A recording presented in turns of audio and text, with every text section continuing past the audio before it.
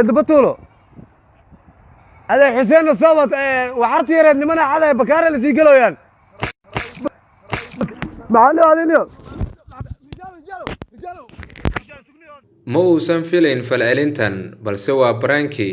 muuqaalkan ayaa ka mid noqday kuwa loogu jecel yahay magacana uu ka sameeyay jilaygan ku dheereeya brankiga anu waa dheerahay marka gabadha dhirka aday kula egtahay marka waxaan rabaa inaan kuu jimeeyo aagashatida raba saaxiibo iyo gashan waa ku baryaa hal mar gashan saaxiibo no kooxdan magacoodu waa Baaquli Boy waa dhalinyaro ka kooban ilaa 6 ruux waxayna ku nool yihiin magaalada Muqdisho dhalinyaradan ayaa baraha bulshada gaar ahaan YouTube-ka ku soo bandhiga waxa loo yaqaan branki ama lama filaan kaasi oo ah muuqaal qarsoodi ah oo laga duubo bulshada iyaga oo aan ka warqabin dhalinyaradan ayaa mararka qaar sameeya muuqaalo lama filaan ah kuwaasi oo halis galin kara noloshooda Liibaan Maxamed Yaasiin oo loo garan og yahay Baaquli Boy waa ninka inta badan ka soo muuqda kaamirooyinka isla markaana dadka ku sameeya lama filaanka Baaquli Boy oo aan kala sheekaystay xilliga uu bilaaway hawshan kaamirada qarsoon ayaa ii sheegay in markiisa hore uu wada ka ahaa mooto bajaaj balse uu iminka ka doorbiday hawshan YouTube-ka magacayga horta dadka inta badan Baaquli Boy iyo qaalin laakiin aniga Liibaan Maxamed Yaasiin magac hore aan ku ahaa jiray Liibaan dheere marka laakiin Baaquli Boy marka kadib barahan bulshada markaan ku soo biiray barnaamij halaag fanka Allah oo igu baxay oo qaatum isteed ama talay gobolada ama dad fanaaniin laga soo arban saas oo igu baxay nin horta markuu wareysay aniga horta bajaaj la ahaa hadda waa iska daayay shaqadii waxay u dhalatay saaxiibkay rijaal yiraa oo wuxuu yiri macnaha aniga YouTube aan rabaa inaan furo YouTube marka waxaan dhahnaa qaabkay u furaysaa adigu almuhiim waxay ahayd dadkan Muqdisho ama inta badan Soomaalida YouTube inaan kaga duwanaano waa isku raacna markaas waxaan go'aansanay jidkan public barangiga Allah ay jaanisana ka haysano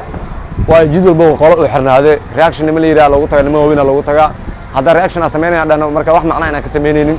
public barangi jid kaliya aan wax ku faa'iidi karno ama amri karno inuu yahay siyaasa public barangiga go'aansanay inaan ku sameeyno Liibaan Maxamed Yaasiin Baaquli Boy ayaa sidoo kale iiga sheekeeyay maalinkii ugu yaabka badnaa intii uu ku guda jiray hawshan public barangiga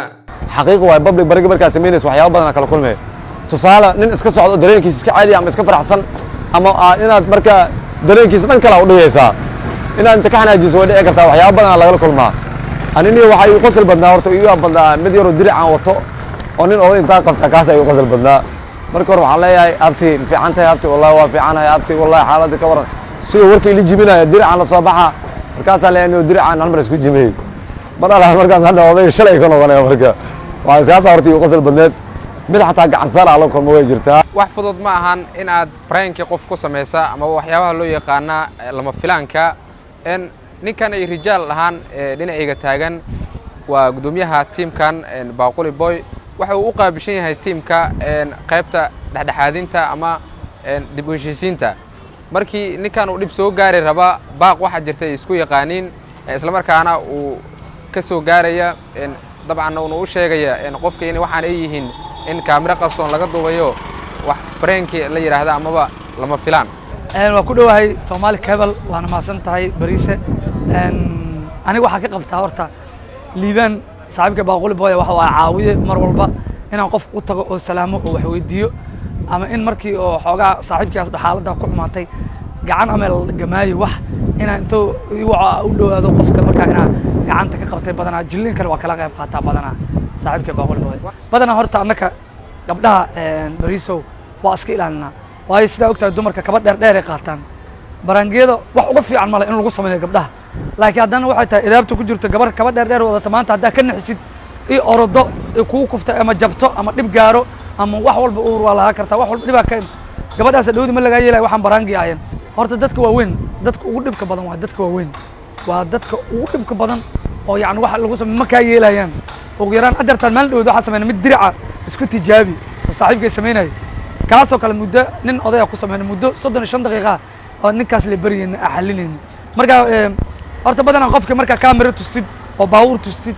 waxa leedahay saas waay badanaa inay ka aqbalaan waa yarta laakiin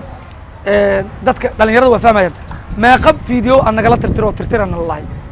tiradeeda ma la sheegi karo Baaquli Boy ayaa ugu dambeyn ii sheegay inuu doonayo sanadka soo socda inuu noqdo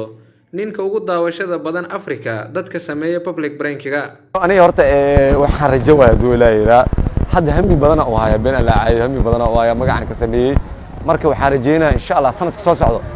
haddaan noqon Soomaalida ninka markaa ugu daawashada fiiska badan Afrika ninka ugu daawashada inaan noqdaan jajal public bananka hadii la yiraahdo Ismaaciil Adan Bariise telefishinka Somali Cable magaalada Muqdisho